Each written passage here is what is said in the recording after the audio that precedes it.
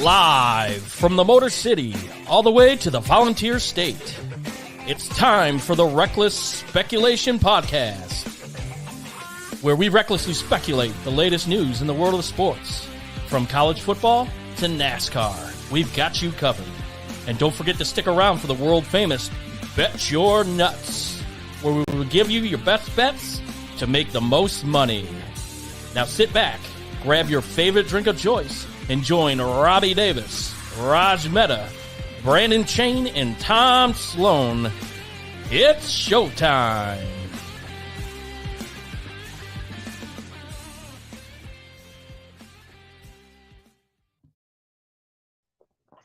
Well, thank you all for being here. It is Thursday night, July the 27th. Whether you're watching us live, you're going to watch us in the future, thanks for tuning in. Tim's here with us, so thanks for being here. We got a good show today. A lot is actually going on in this kind of a dead period of what we call sports. So can't wait to get to all of that. Before we get there, I want to thank our sponsors, CW Construction, who build about anything you want, quality craftsmanship. Look at the products on your screen. They do anything from full builds, remodels, pools, fireplaces, whatever you want. The other one is Davis Kessler and Davis, personal injury attorneys, Tennessee and Georgia. Feel free to give us a call if you ever get injured. Hopefully you never need us, but sometimes you might or a loved one might. Also, the kitten can get you out of jail. But without further ado, getting back into the show tonight, we have a great show, as I said, but a great show is nothing without a great cast. So the people of the show, you guys probably already know, but let's welcome them each and every time. Tom?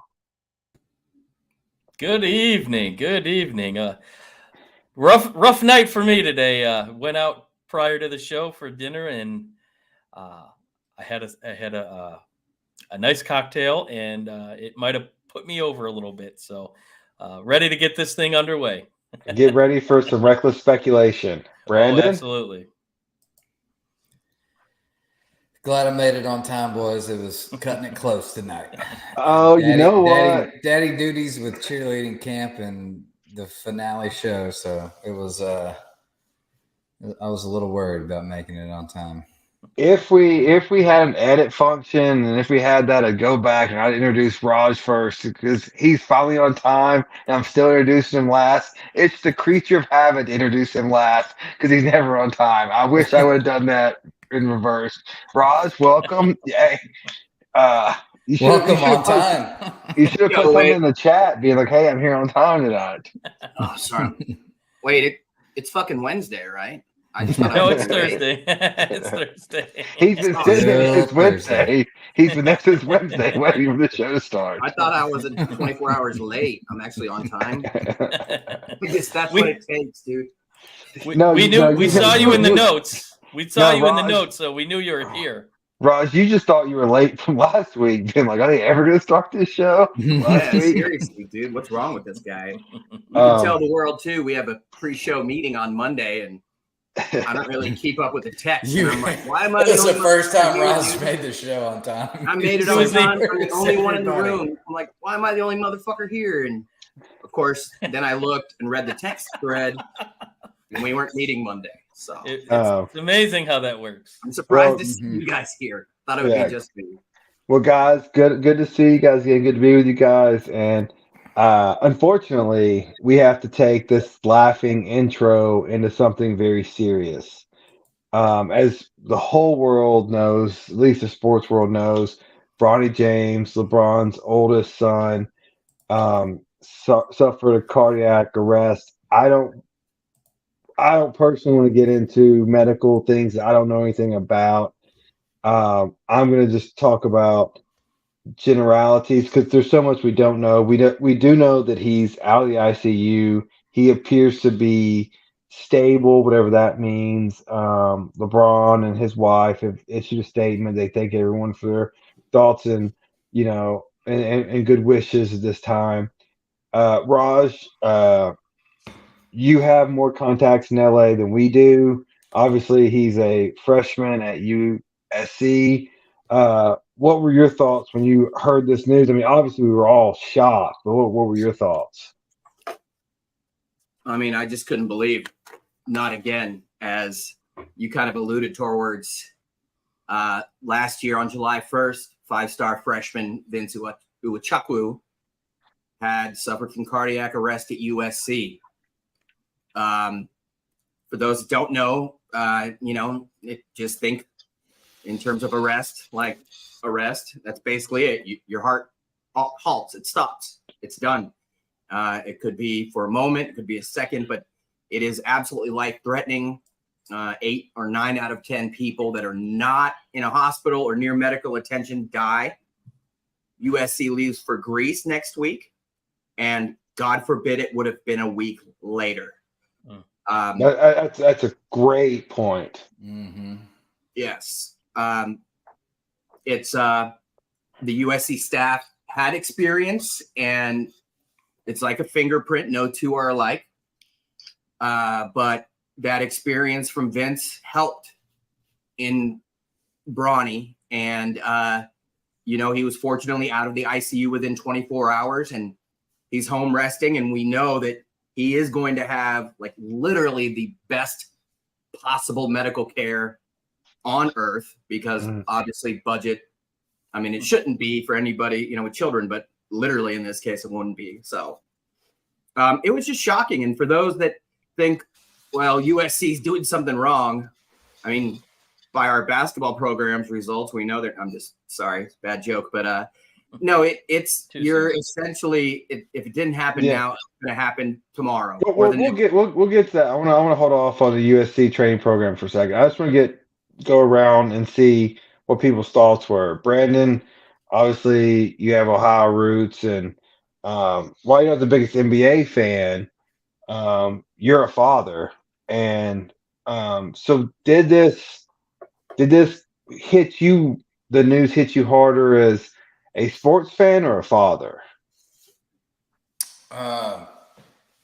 Probably more of a father for sure. That's just a scary, scary situation to be in.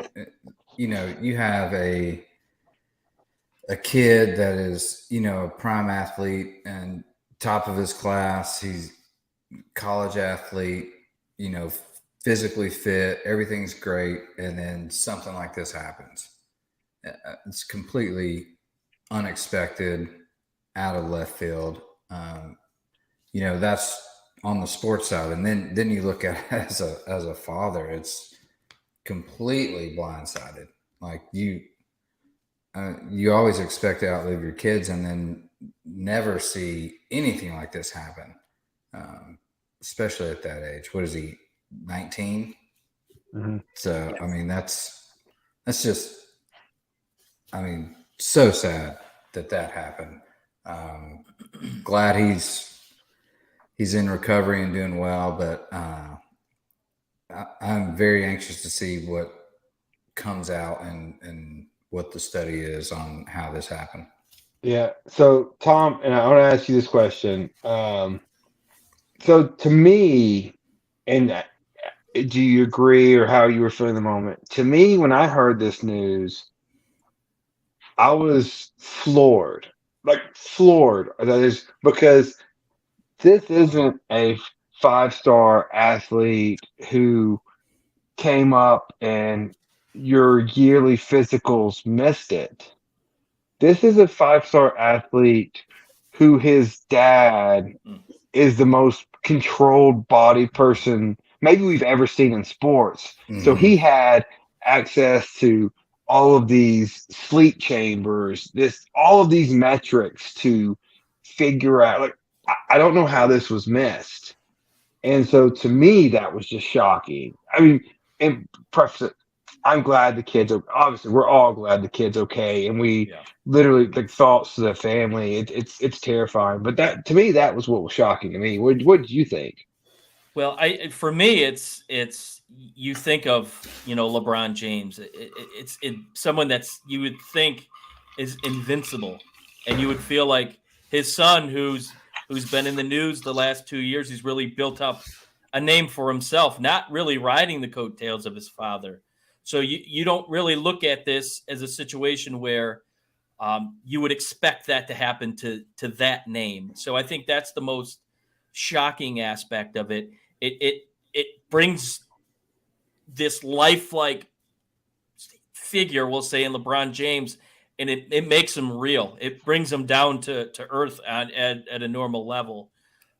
So it's shocking. And to think that it could happen to him and without even being noticed by any type of physical or anything. And that's the scary part. It just tells you that no one is immune to a situation happening, and God forbid it happened again to any other kid, regardless of who they are. So, but for me, it's the veracity of who it was that was the most shocking.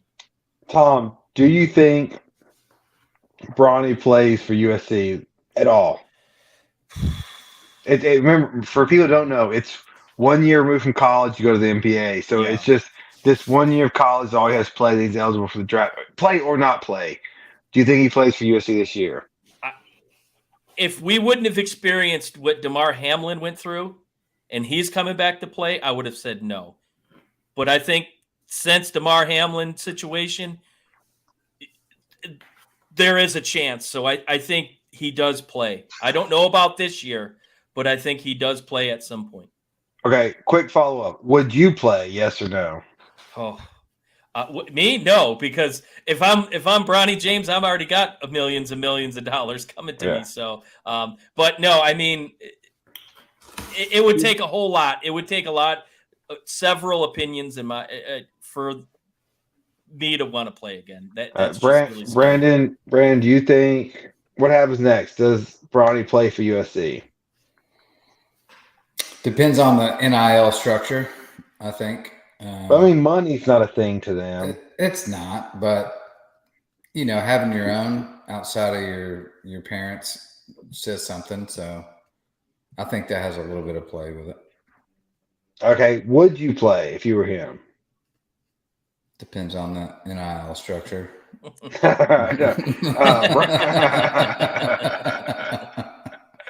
Raj, and we laugh. This isn't laughing matter. Raj, does Bronny play for USC? Well, let me first say Hamlin was back practicing in a very difficult sport 5 months after the injury. With Vince, he went down July 1st. He played in his first game January 12th. With Bronny, it's up to him.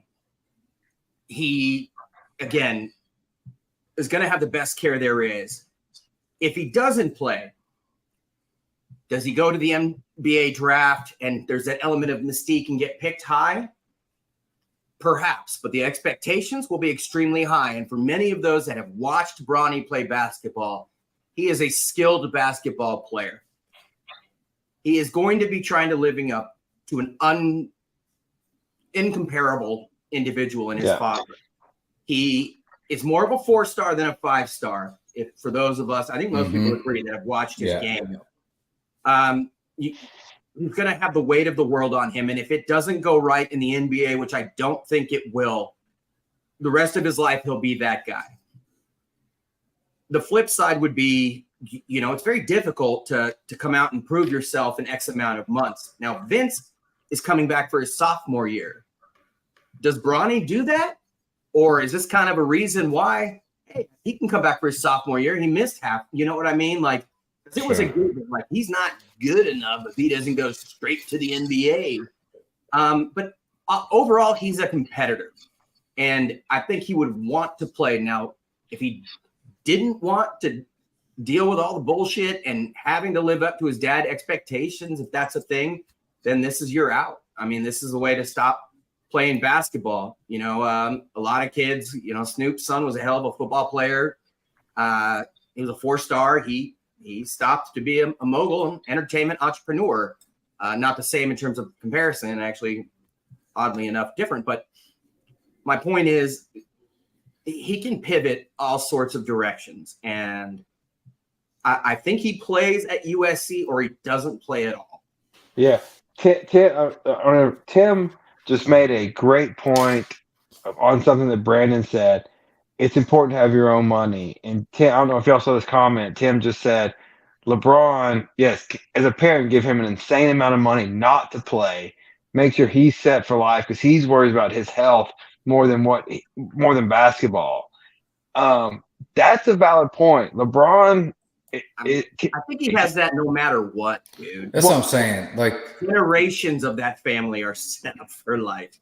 Yeah, I know, but I mean, LeBron can say, "I don't want you to play because I'm worried about your health," and he can say, "I want to." Yeah, but you look at you look at Bronny, and like he's got to make his own way. That's the thing. Like, I think that's the deciding factor here, and I would hope that he wants to stay and get that experience. I think what Tim's going at is it's almost like a coach in football taking the helmet away. Hey, I got to save you from yourself. Oh, trust me. I mean, if I was in that position, I'd pull the cord as well. But looking at it from Bronny's perspective, and a child with that much potential, you want to make like a splash. You're not going to live up to your dad per se. Maybe you will, but I mean that's a tall mountain. But I feel like Bronny's kind of done his own thing. He's kind of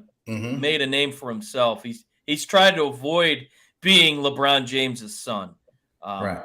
He doesn't really talk a whole lot. You don't hear him talking much, and you got to respect the kid for that fact that he's out there working hard. He's hustling. He's not trying to just sit back and get somewhere because of who his dad is. Raj, wait. Sorry, guys. Raj, I'm gonna ask you the toughest question I'm gonna ask you this last year. I want you to be brief. Does USC have somewhat of a training problem? This is 2 years in a row the same thing has happened. Are there whispers in the USC program that something may be going on? No, it wasn't inevitable, and I'm going to say quickly. In both cases in 2 years? Well, this is a common problem, and as many know, young black men can be genetically predisposed to basically cardiac arrest, and it's something called hypertrophic cardiomyopathy. And basically, I can go into the details of what each word means in Latin, but it's essentially a thickening of the heart muscle, and that restricts blood flow to the heart and can cause, also, like through arrhythmias, the heart can stop. And it is more prevalent in young black males. From 1999 to 2012, there was a decrease in these instances. From 2012 to 2018, deaths among black males under the age of 35 were up. I wrote it down, 35%. And they don't know why. For any parent, it's most important to have an emergency action plan. Anything in any sport. It's not just your heart. If they're lightheaded, short of breathing, I told you this is going to be my toughest question all night. Sorry to cut you off. We got time on it. It's basketball too. It's anaerobic. It's the highest sport by far. Yeah. All right. So we're talking about the James money to newly found Herbert money. So Herbert gets paid 5 years, $262.5 million, $133.7 guaranteed. If he gets injured, $193.7 guaranteed. So if he gets hurt, almost $200 million guaranteed. You hear these numbers. He is now the highest paid player in the NFL at $52.5 million a year. We got Lamar Jackson at $52 million and Hurts at $51 million a year. So my question is, Raj, I'll let you keep talking. Did the Chargers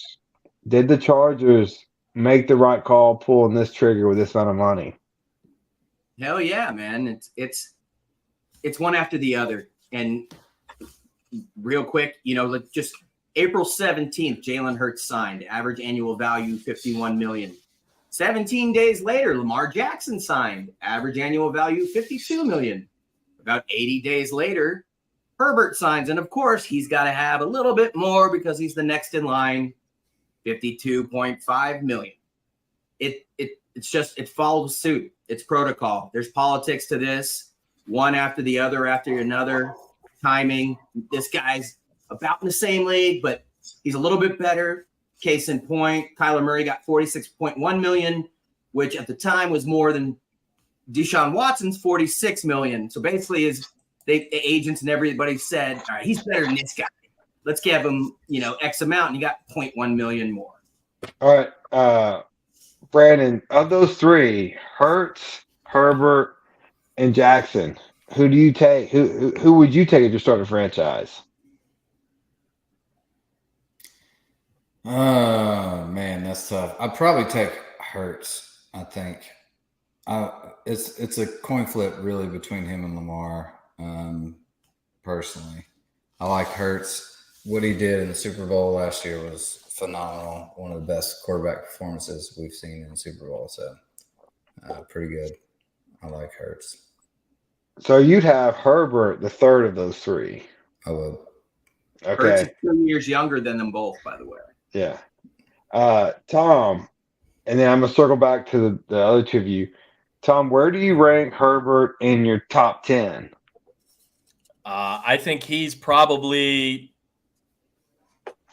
wait, hold on. I get the notepad out for this. I get the notepad and the pen. All right. I would probably put him at 3. All right. Number 1, Mahomes, obviously. Mahomes and Allen. I like Joey Burrow. B. I think he's number 2.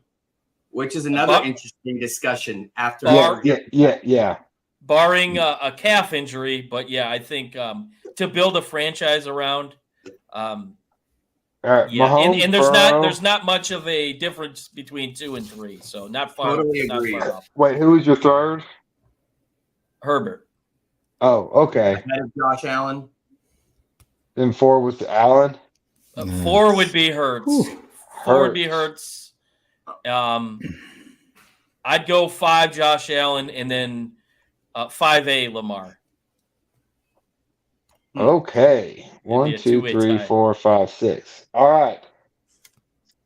All right. So where does Aaron Rodgers fall? Who? All right. All right. 12. So all right, Raj. That's the list: Mahomes, Burrow, Herbert, Hurts, Allen, and Jackson. Yeah. What do you strongly disagree with? I don't put Lamar up there because of the injury history. I actually like Joe Shiesty, number 2 as well. He's a winner and a leader, and he just, when it comes down to it, he makes the throw. I put Hurts at 3, and between Josh Allen and Herbert, to me, it's who can win. And let's be real. I mean, they've both had good teams, and neither have been able to get to the next level.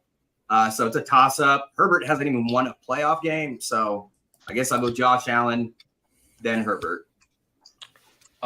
Terry Sloan was asking, do we know if it's a calf or an Achilles? I haven't seen. They say calf, but They're saying look calf. good. Yeah. Yeah. They say All calf. All right, Brandon. What's your QB list? Mahomes, Burrow, Hurts, Lamar, Allen, Herbert. All right. I think I go. I obviously Mahomes. I go Allen second, then Hurts, then Burrow, even though he's a bum. What's your favorite QB? Wow. Favorite fantasy QB. And then I go Jackson, Herbert, and then after that it gets real tough. I think for me, Allen, if Allen learns to eliminate some of the contact he takes, if he kind of learns how to maybe I don't need to go head up with the linebacker and saves his body, I think he'll be more consistently a top 2 or 3 quarterback. But he's too aggressive to a fault almost, because halfway through the season his body just starts shutting down on him, and it hurts his stats. That's a great point. And he's Herbert's like Rodgers. He's a hell of a pocket passer, which equals longevity. I was going to say, I bet you this year, Rodgers finishes top 5 quarterbacks for sure. Well, that's a reckless speculation there. I'll say this I bet he does. For Mahomes to be locked in on his contract at his age, it may be the best contract in the history of sports. For what I mean, he's gonna be once Burrow gets signed, and he's gonna be the 6th or 7th highest paid player, and he's in a whole world of his own. Like, you don't think he renegotiates? I don't think right now. He'll be 9th after Burrow. 9th, yeah. Average annual value. I'm not surprised Tim's making this comment. Oh gosh. All right. So that guy would agree with you. So we all You're agree. a big Garrett Wilson fan, I see. We all agree Burrow's up next. He's gonna be the highest paid player in NFL history, right? Yeah, it's a shoe. For a few days. All right. So we're talking about we're going from prosperity and money and riches to bankruptcy and despair and nothing left of what Bill Walton would call the Conference of Champions. What they are is the Conference of Wreckage now. My God, can they get on TV? Hell, we wouldn't even put on Reckless Speculation at this point. So look, there's rumors out there. Well, they're no longer rumors. Colorado is going to the Big 12. Yep, that happened. It's been approved. It has been approved since we wrote our agenda this morning. Yep. It's been approved. Rumors of Oregon and Washington to the Big 10, Big 12, looking at Arizona State, Utah. Stanford and Cal may be out there on their own nerding out about ACT scores. So I guess Big 10 guys, I'll go to you first. Tom, do you think Oregon and Washington come to the Big 10? I think it's a guarantee. Both of them, or Oregon? I think Oregon's automatic. I think. Well, this kind of this picture that was released on, don't call it Twitter, call it X, the other day. I firmly believe this tells the story. Some think they just maybe signed a home agreement. The caption read, "Big things ahead." So this is my guess that at least Oregon's going. And now with Colorado officially gone to the Big 12, I think it's almost a guarantee that Washington's going to jump ship with him, because they know that the likelihood of getting anywhere that they want to go will probably not happen in the Pac-12. And so, yeah, I agree with you. I think Oregon and Washington are a package deal. Brandon, I'll go to you. So what worries me as an SEC fan is the Big Ten they're not necessarily, like, I think the SEC's got a stronger foothold on college football, but the Big Ten is being more aggressive, and they are getting it. They're expecting, and we'll talk about Florida State in a second. The Big Ten is moving quickly. They're moving quickly, and they're taking big market teams. Yeah, and that's the key. So they're drawing more attention. It's the Power Five's done for what it was. So now it's thank God the playoff expansion is going to happen. For the Big 12 and some of the smaller guys, but it's going to be SEC Big 10. That's it. Those are the two dominant. There's going to be, 3 or 4 teams from each conference in the playoffs every year, and it's whoever's left can try and beat them. So, no, they're making moves. They're making splashes. Like I said, big market teams, not necessarily quality. I think the SEC still got a little nudge up on that on some of the teams they're getting, but I'll still take it. Well, I mean, if Oregon and Washington join, they like with the map, they essentially go the Coast to coast, entirety. corner to Yes, corner. Entire yeah, coast. Yeah. and so it is SEC. They've cornered themselves in this market. While it's it's all. This may be a crazy kind of analogy. I'm just saying it's almost like Apple and Android. Like Apple is like got like SEC is like Apple in their corner, and Android's like we're going out everywhere, all around you, and we'll see who wins. And um, but Yeah. it's The Big something Ten is like beating the SEC to the punch. They're yes, kind of setting the trend, and right. the SEC More is following proactive. suit. Yeah, well, More I text today, like whenever they said Florida State's up for grabs, I was like, I think the Big Ten's going to get them before the SEC is going to be slow because they've got to deal with Florida and all these essentially just nonsense stuff where the Big Ten is moving. They're like, hey, no, we'll grab that too. We'll And they hop already it. have the TV contract to back it up. No, Yeah. we got a spelling component in our conference, and I think Florida State's more suited for the SEC. You guys don't just sign your name, and that's how you get into most schools, right? So Raj, what the Pac-12 has been your conference. We've talked ad nauseum. Larry Scott just killed this one. I mean, he murdered the Pac-12. Just TV rights. Just I can't remember anything in sports that has failed like this from an advantageous standpoint to nothing. Yeah, he was the devil. By the way, they'll always be the conference of champions because it includes a lot of warm weather sports like beach volleyball, every swimming event. So Stanford, USC, and UCLA are like 1, 2, and 3 in total championships.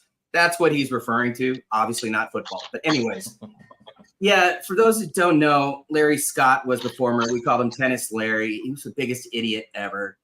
That's why you can't get the Pac-12 network. I mean, I had to pay $50 a month for Sling TV just so I can get the network. Long story short, he had signed a 12-year deal at the time. And that was the dumbest shit ever. And it completely prevented them from renegotiating any new deals. I can go on and on about Larry Scott. Even ESPN offered to bail them out 3 years ago, taking them to tier 1 distribution rights. And Larry Scott said no. The first thing the new commissioner did was get out of the lease that Larry Scott had in a high rise in downtown San Francisco.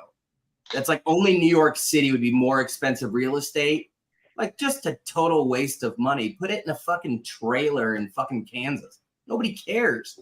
But long story short, it allowed the Big Ten and Kevin Warren at the time to come in and be super proactive. And speaking on this, I always thought Kevin Warren wanted Oregon and Washington in at the time. The Big Ten presidents and whatnot weren't ready. I think they were intimidated. It was a lot. Logistically, USC and UCLA were going to have to fly millions of miles. What about teams flying out, playing the two? It just makes sense to add 2 more schools for a lot of different reasons. And to add the 4 corner institutions of the Pac-12, the entire West Coast is brilliant. And it is coast to coast, much like reckless speculation.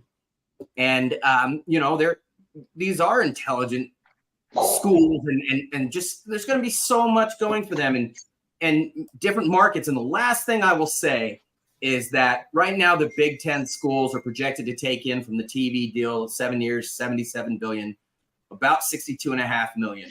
When USC and UCLA join, $80 to $110 million, I think.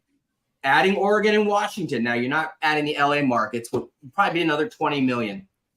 Right now, the Pac-12, Pac-10, or Pac-9 conference, when Colorado leaves, is estimated to make about $30 million per school. Wow. $100 million difference annually could be the case for schools joining the Big Ten versus the Pac-9. And so Oregon joining the Big Ten makes sense. Sorry to cut you off, Robbie. No, go ahead. But what is Oregon? Nike. And what is the pinnacle and gear in college sports? Nike. You bring that namesake into the conference. So I'm saying big more hitter, money. Yep. big market, tradition, picturesque. I mean, the last two schools the Big Ten added were Rutgers and Maryland. So in that sense, you're just opening an entirely new window. Mm-hmm. Well, I would say this is the first time I can remember that not necessarily the SEC's worried, but they're on their toes thinking what's happening right now, and we've got to fit what kind of punches are we throwing, because the Big Ten is the aggressor in this fight, and they're saying, hey, if they get Oregon and Washington, then it is almost Miami and Florida State are a have to, and North Carolina now is the biggest piece, I think, in this puzzle. Yeah. North Carolina, and then or Notre Dame. Notre Dame. Notre Dame's not going. They're never joining anything. I just don't think. I don't think Notre Dame moves the TD market at all. Like, no, they're in their own little bubble, man. Like it's just right. It's weird. It's just like they're never gonna, and they'll be fine. They'll always be right there and pre-ranked, overrated, and But I think the SEC, Florida State, Miami, and North Carolina, and maybe North Carolina State, they're must. You got to get them because the Big Ten is surrounded. It's like Settlers of Catan, or like the Big Ten surrounding you. I think the SEC they were like, we're top dog. Like they kind of took their time in this, and they're like vetting people, and they started to make waves, and people started talking and speculation and reckless speculation. And all of a sudden, Big Ten starts making moves, and now what you're saying is that SEC's like, okay, well, maybe we need to start pushing some of this through pretty quickly. And now the Big Ten, they've been advertising for Big Ten Saturday night on Peacock. Those commercials have already been starting to go out, so they're really pushing it. Do y'all think the Big Ten goes after Florida State? It would make sense to get that part of the country. It would. Feel like one of those Florida schools will end up in the Big Ten. Well, if Florida State, Miami end up, then you have literally circled the SEC. Yep. Yeah. So I think the Big Ten. Point. I think the Big Ten does go after those schools.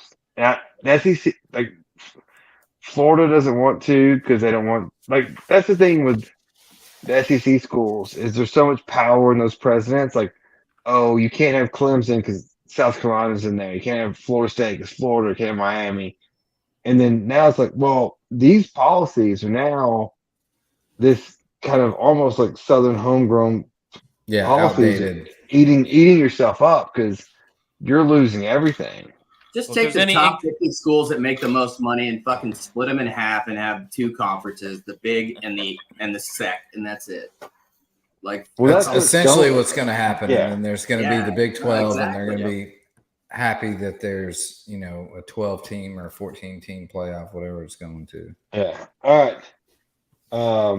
So, we're not talking about San Diego State, Raj. That's stupid. All right. So they said no to the Pac-12. Yeah. That's for you. That's for an invite for the Pac-12. Yeah. That says a lot. Decades. All right. So MLB trade deadline.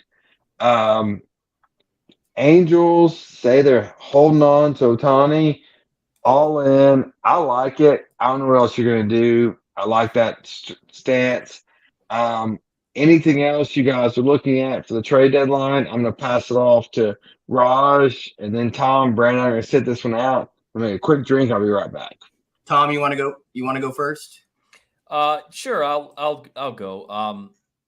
I think it's good, and I sat here last week, and I said Ohtani would not get moved. I really felt like Artie Moreno was really determined to try and make a deal and get him re-signed. Whether he does or not is to be determined.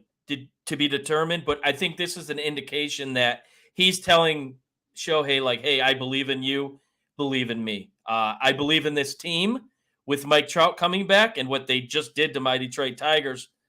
And just for a reference.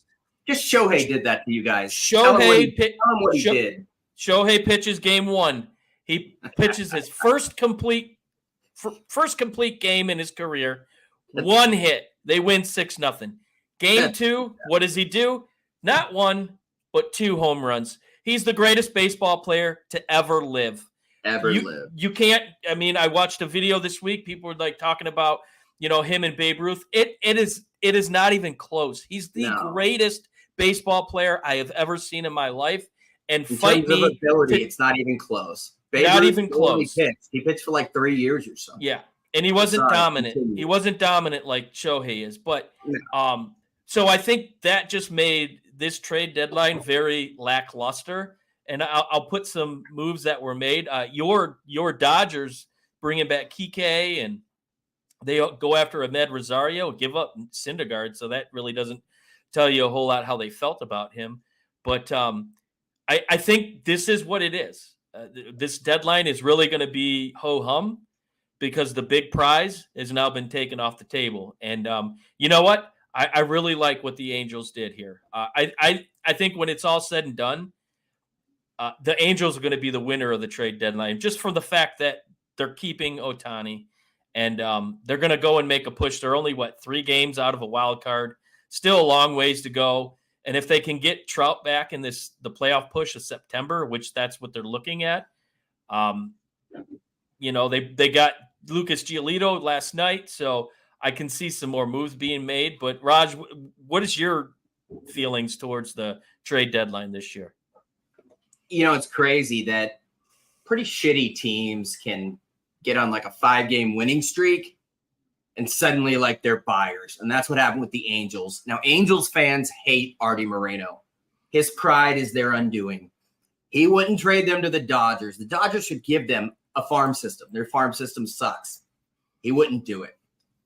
The Angels go out and they pull Ohtani back, and that night they make a deal for who is, for all intents and purposes, and practically speaking, in terms of a guy who's going to be a rental, the number 1 pitching guy on the market in Giolito. He's going to be there. Now, he's from LA as well. But they gave up 2 of their top 3 prospects for Giolito, who's a hell of a pitcher. Yeah. But he's not even their number 1. Dylan Cease is. And it just seemed excessive, and it's going to limit what more they can do. And that's the story of Artie Moreno. He goes all in on these idiots. He buys high and sells low. Case in point, the Dodgers are very interested in Orange County's own Nolan Arenado. Also, Matt Chapman, who that Blue Jays team is a hell of a team. Matt Chapman and Nolan Arenado, for those that don't know, check our Twitter, but they played on the same team at El Toro High School, and they have a combined 13 gold gloves. Yeah. Arenado's 2 years older. But back to the Angels, the only guy that makes more money at third is Rendon, who the Angels paid almost $40 million, $38 million for right after an MVP season. He's played in like 40 games. That's what they do. Their salary's all locked up. The odds of them signing Shohei are low. But, moving on, the White Sox are a team to definitely look at. They have at least 2 more starters, 3 relievers, 5 or so position players. They can set themselves up a la the Royals for a big run, and the Cardinals. The Cardinals have some huge names. Obviously, Arenado he's under contract until 2026, but the reports are today the Dodgers are hard after him. I'd be ecstatic. Obviously, probably more so need Jordan Montgomery or Jack Flaherty. They're 2 starting pitchers, 3 relievers. Another guy, Dylan Carlson's a 24-year-old center fielder who reportedly is available, who's at his peak, is amazing. And along the same lines, now, after Ohtani's gone, the crown jewel, who at his peak was an MVP in 2019, is Cody Bellinger. And he's playing good baseball the last month. He's hitting .312 with 15 home runs and 46 RBIs, I believe. He, as a Dodger fan, we knew we couldn't afford him, but in 2019, he was the MVP, hitting .305 with 47 home runs and an OPS off the charts. The year after, he hit .165. His OPS was in the 500s. This year, his OPS is .905 or something. So he's doing everything, and he is by far the number one target. It screams Yankees at this point. The Cubs could win a bunch in a row in a very winnable division. Yeah. And keep winning. And the Yankees are in last place in the East right now. So yeah, and those two teams, though, the White Sox and Cardinals and Bellinger, I think is where you need to focus on.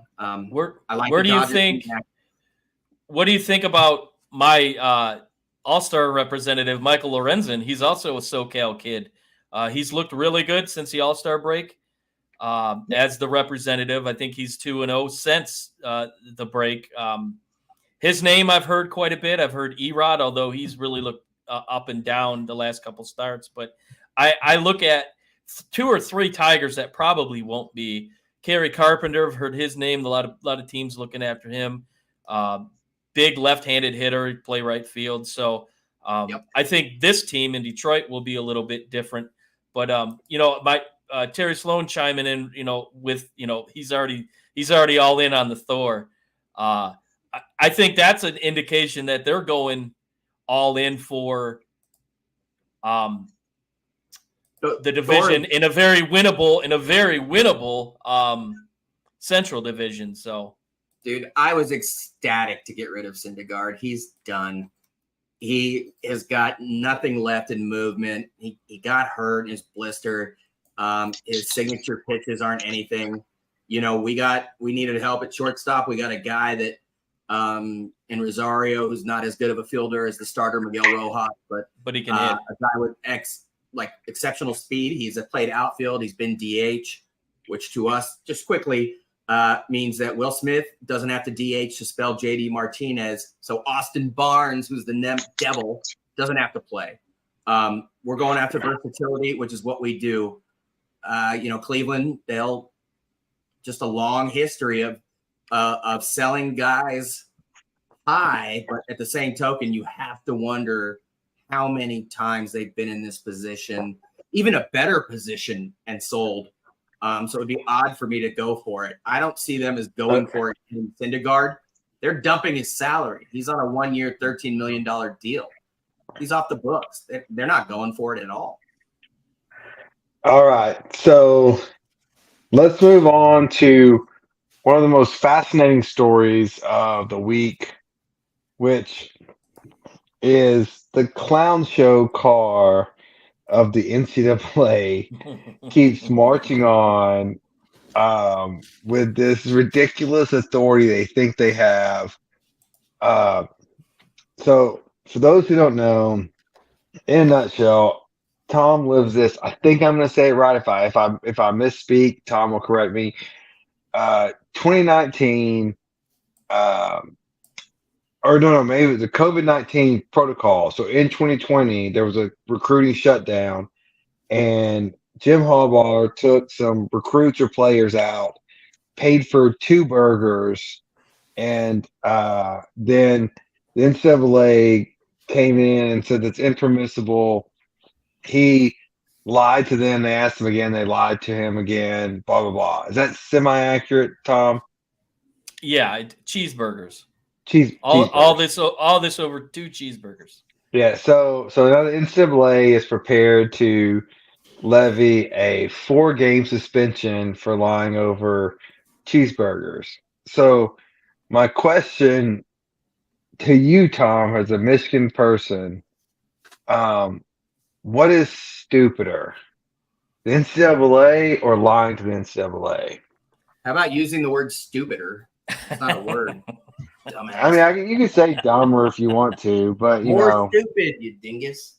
yeah, you can say dumber. Well, In the Rod, South, remember, it's stupider. we are in SEC country now. That's what we're talking about. So. And he's my attorney. Great. Yeah, obviously you don't get irony when you're talking about what's stupider. You want to use the improper language of stupid. Yes. That was your intention, irony. Well done. Yeah. Oh yeah. You dumb or dumber or stupid, more stupid. Yeah. Are you I'm a talking to us dictionary. from the bathroom right now? Like, what's the echo going on? I'll say this. If anyone has watched this show previously, they'll know my stance on Jim Harbaugh. I'm not a fan. I never have been a fan. I think he's an egotistical maniac. But that being said, he's the coach of the football team that I root for. So there's that.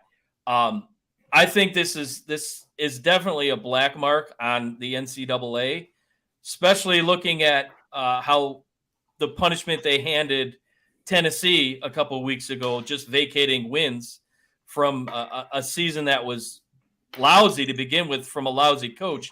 But that with on the flip side, Didn't know this was happening. Why lie? Why lie? Is it a situation where he knew he was in violation? He should have been clean. I feel like the NCAA gave him another opportunity to tell the truth. He did not.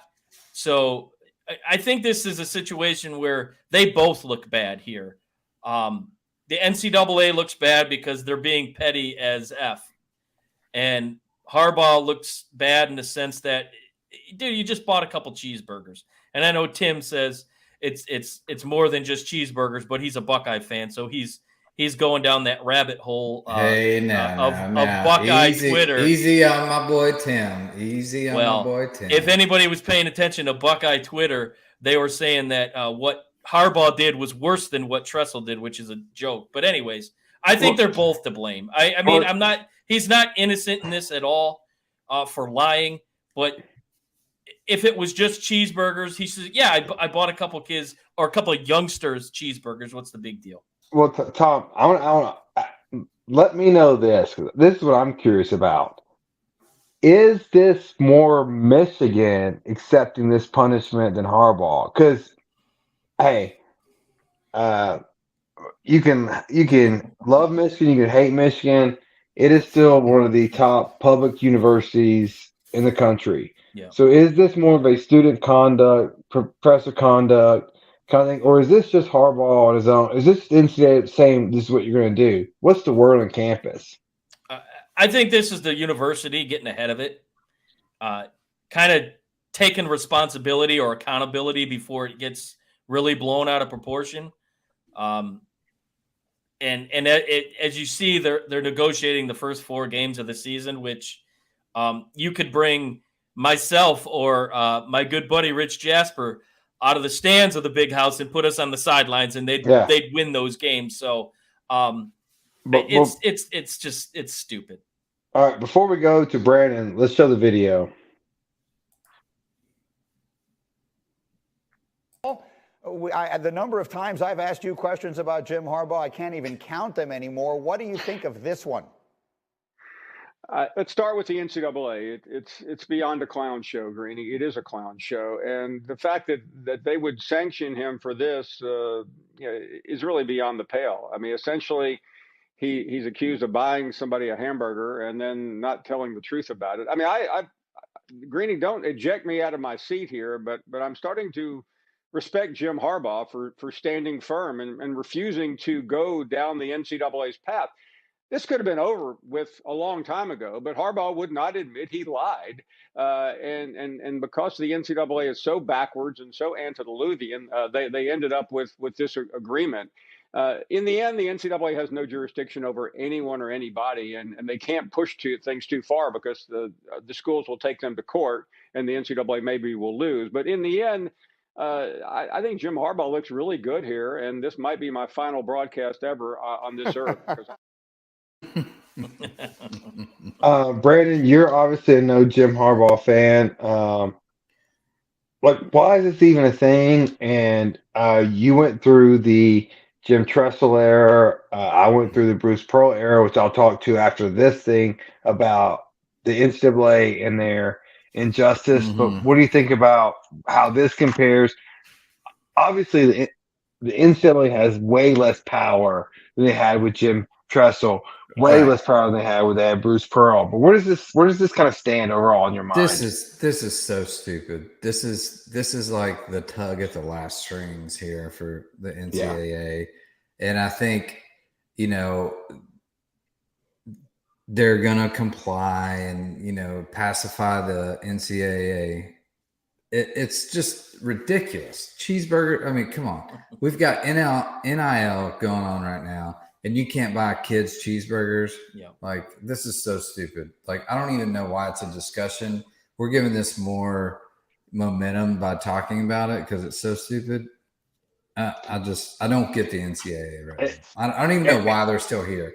And to mention, outside of basketball, they should not even be in football. Well, Tom, I want to ask you, because like you listen to more Detroit radio, has it been brought out that it was just a cost analysis? Because like if I'm the University of Michigan, I'm saying we will sue the NCAA and we'll win, but it's going to cost us probably $5 to $10 million in legal fees versus just sit it out right now, and then maybe $20 million. I don't know what legal fees are on billable hours now, but that's expensive. You're a lawyer. Well, I don't have to go to court. There really hasn't been any breaking news, folks. We get another brilliant comment by a Buckeye here. Michigan's elite. Man, he's a closet Michigan fan. A couple of weeks ago on our show, he predicted the University of Michigan to win the Big Ten. But anyways, there hasn't been any talk about what Michigan's going to do. I think it's really been their first four negatively. Yeah, like it's no big deal. Anyway, and not to mention Sharon Moore and then a defensive coach as well suspended one game. But I mean, let's not forget here. These kids had already committed to Michigan. It was not recruiting time, and they just were in Ann Arbor just to visit the school. It was, you can look at it in so many ways. Yeah. So I just want to remind everyone that if they don't know, Bruce Pearl, who I'm not a Bruce Pearl forgiver. Like I'm a Rick Barnes guy. But Bruce Pearl, you're a Bruce Pearl fan at one time. I like Bruce Pearl. I do like Bruce Pearl. I like him. Aaron Kraft ruined your day. Yes. Bruce Pearl had a barbecue at his house. The NCAA came and asked about it. He lied. He got a 3-year show cost. 3 years he can't coach again. The same thing Jim Harbaugh just did. Do you think that punishment came from his sketchy past? He's kind of known to be a little bit. 100%. And you know who's a stand-up model citizen is Aaron Kraft. He did not lie. He said, "Yes, I did have a barbecue." And Tennessee is Red even though rosacea face. Even though we are a partner with ESPN. Apparently, everyone hates Tennessee, and so we get the shit in the stick. But nonetheless, we're almost at an hour, boys. Let's talk about how to make people money. You like money, don't you, Tom? Yes, I do. It's time for Bet Your Nuts.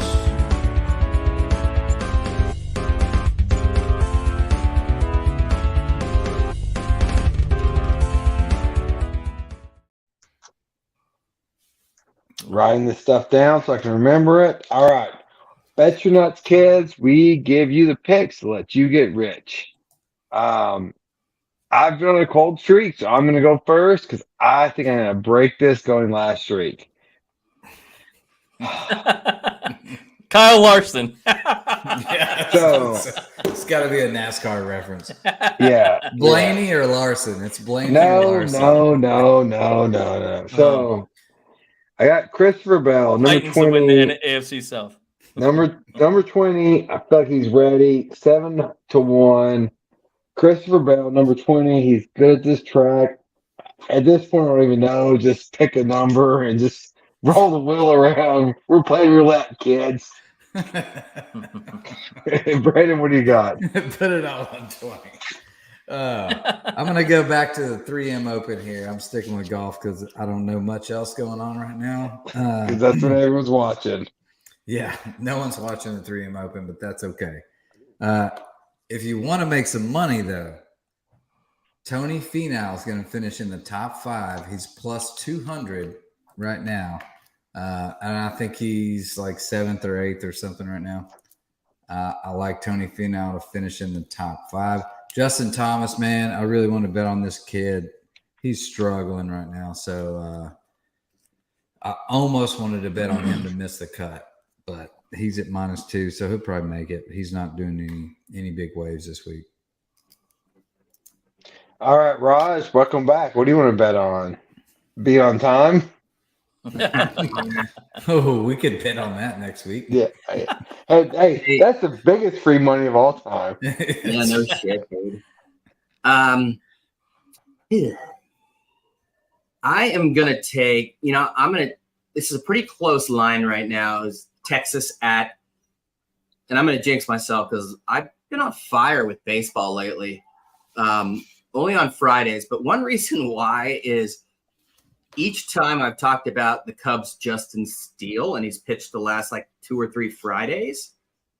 But my go-to is Moneyline San Diego, even though I hate them against Texas, because Joe Musgrove is unconscious. And Joe Musgrove starting the over-under is 8. I don't want to touch that. But Dane Dunning, the Dodgers lit him up. He's got a nice record, nice ERA, but he doesn't have the stuff. So take Musgrove in the money line. The Cubs are playing the Cardinals, and it's undecided. Damn it. So usually I bet on Justin Steele, but I'll go with big ears, Joe Musgrove. Just take the money line, though. It's a lot of that's a nice 1,000 words to say, too. Got it. Tom, what do you got? Provide information. I don't want to be stupider than others. Stupid is not a word, dum-dum. Oh. Well, Terry Sloan corrected Robbie there. Stupid. That's most stupid. Or more stupid. And that's coming from a Buckeye. So, hey. Or the stupidest. Yeah, no. At some point, guys, you have to let people know, are you still listening or not? So I was being ironic. At the end of the show, you got to throw a most stupid in there, like or stupid or someone's still watching. Thanks, Terry. By the way, I was being ironical. Movie, anyone? Good Will Hunting, Robin Williams. Rest in peace. All right, Tom. I'll go here. And did anybody take advantage of your guarantee a couple weeks ago, Brandon? I hope not. Or Robbie. My bad, Robbie. Did I give a guarantee? Yeah, I don't think I did. Robbie did. I had that wrong. So, Robbie gives guarantees every day. Yeah. So I'm gonna. I forget him as the week goes along. I'm sure. I am gonna stay in my hometown as a first-time season ticket holder of the Detroit Lions. I'm agreeing with Tim here. They're going to win the North. DraftKings has them at plus 140. Put all the money you can down on the lovable Leos, the Pontiac Pussycats, the Detroit Lions. Do we have an 80% refund guarantee? Tim, are you going to put a guarantee? 100% refund. 100% refund. He'll put it on there. I guarantee you he will. I'm breaking out my checkbook. Get ready. But yes, I'm drinking the Kool-Aid. I'm all over the Honolulu blue and silver Kool-Aid. I'm on eating all the cornbread. I believe in this team. I think the division is theirs to lose. I don't think Jordan Love's ready, and I think Minnesota has done a disservice to themselves by giving up Dalvin Cook and some pieces on defense. So I think the Lions, it's ripe for the taking. All right, boys. Final thoughts. Tom, pretty much guaranteed if you bet on the Lions that they'll give you money back. I'm taking them up on that. Final thoughts. We are about a month and a half from NFL football, so it's getting real. Tom, final thoughts besides retracting your bet of your 100% guarantee? I am not retracting my bet. This is a bold statement. Beating the Chiefs twice this year. That would mean in the Super Bowl. Whew, that's lofty. Hey, what's Tim drinking? Tim, what are you drinking? He's a Buckeye fan too. Must be. Yeah. Tim, hey, That's the Tim. problem. He's got his virus Tim is codes on going. Thirsty Thursdays. I like him. Tim should be in bed. He has to get up for work in the morning. But, no, Tim, go to work drunk. Keep the party going. I got My 9-year-old's in the room right now, by the way. Okay. My final words. My final word, I'll say, is masterpiece, and that's what I witnessed on Monday night with the movie Oppenheimer. The better half and myself Really went to see it. The best movie I've seen in probably the last 5 years. Wow. Just Nice. absolute brilliant. Christopher Nolan is a master of telling stories through his cinematography, through the music, through the sounds. I mean, when you break it all down, this movie is about the atom bomb, and it's about the people involved in making it. On face value, very boring. He makes this movie feel like it's the Dark Knight. It has a very Dark Knight feel. And if is Oak Ridge, Tennessee focused on? Is there any? They mentioned Oak Ridge, Tennessee. Yep, they mentioned Oak Ridge, Tennessee. The casting for this movie was spot on. And if it doesn't win every single award possible, then the Motion Picture Association is defunct, because this movie was amazing. Clearly, you haven't seen Barbie. And I'm not going to see Barbie. The better half saw Barbie and was hit or miss on it. But no, Oppenheimer, do yourself a favor. Find the biggest screen you can if you can find it in IMAX. If not, find it in like some of the other theaters have like these like epic big screens. Watch it. Go see it. Robbie, 10:55 a.m. in IMAX. I've been trying to see it the last 2 days, but this stupid thing called work has gotten in the way. Because Tom told me that. I was like, I want to go, dude. Yeah, it's amazing. Yeah, I actually have work to do during the days. Yeah, I can't see that. Right. All right, Raj, final thoughts? 2 warnings. Number one, my 9-year-old and I, who usually is asleep, he's right here.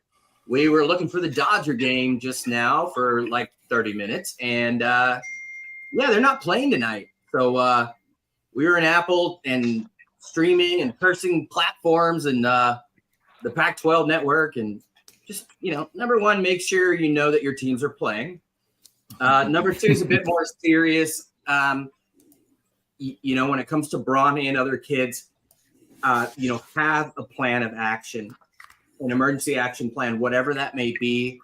And really step one is just paying attention. And that's not obviously as set in stone, if you will, as having an action plan, but any irregularities in your kids, if they say, back in the day, unless they were bleeding or something was falling off, no big deal. But, lightheadedness, my kid gets stuff in his mind, so I don't like him hearing this, but irregular heartbeat, fast breathing, slow breathing, anything, it's worth just at least taking him aside and assessing the situation, because both of those 2 kids at USC, if they were not at USC surrounded by 3, and then after Vince, I think they had 6 or 7 medical professionals and trainers, they'd be dead at 19 years old.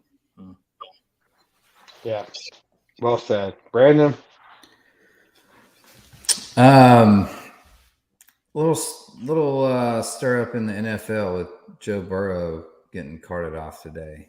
I hope it's not as serious as what we've heard or what the speculation is. Thoughts and prayers with him on a quick recovery. Hopefully he can still start day one, but from what I've heard and the speculation, it doesn't sound good. So, man, that's going to suck if he's not quarterbacking for the Bengals. So, Yeah. Oh, it's at the best, it's a month.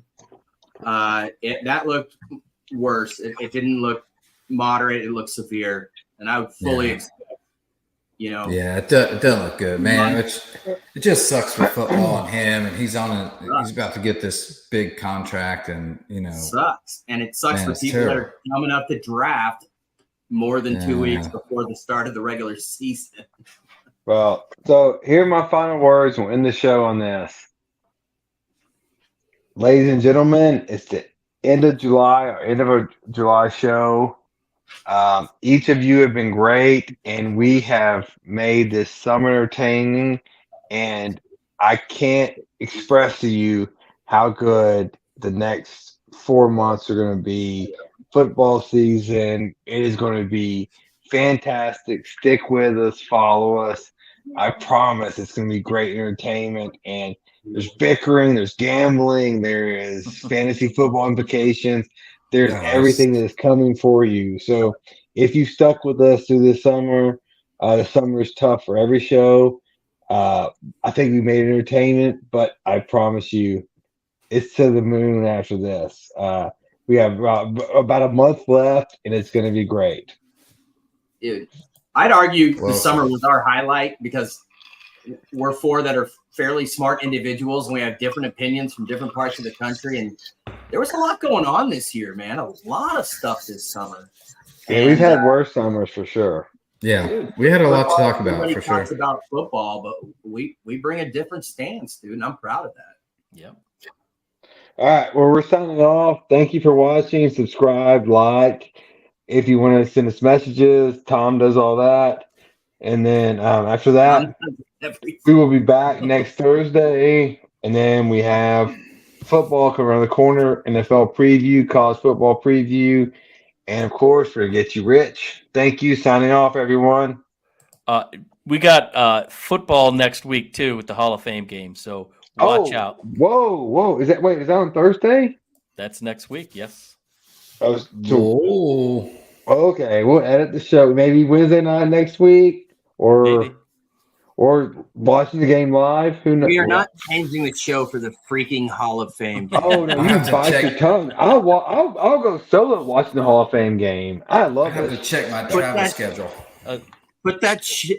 Tim's right. I think it's Friday. Is it Put Friday that or shit on you, dude? Put it in the I'll watch the background. Hall of Fame game by myself, and I'll just broadcast it if I have to. There Rod, you're a loser. He'll be at wait. Mike's. You I can think find him it in is the corner Thursday. at Mike's. Oh, it's Thursday at 8 p.m. Yeah. I like And it's- Tim, and I it's- go with what he says. But It's It's my almost dad's. showtime. It's the Jets and Brownies. So will Negan play on next week? We'll see. Hey, Home Terry, game. Terry, game. how did you raise your son to like the only team that's worse than the team you like? That's a legitimate question. I don't All understand how right, it we should happened. sign off now. Yeah, Did you ask me we're that? out of here. No. I was asking Terry about Tom. Is Terry like the Good Brown? night. Tom's like the Lions. Dad's an Ohio guy, so Our host has derailed. I like your dad. I don't know how your Thanks for son watching. fell so far from the tree. What's wrong? Thanks for listening to another episode of Reckless Speculation. Don't forget to follow us on Facebook, Twitter, TikTok, and YouTube searching Reckless Speculation. Catch us on Apple Podcasts, Spotify, or wherever you get your podcasts. We look forward to catching you right here next week with another exciting episode of Reckless Speculation.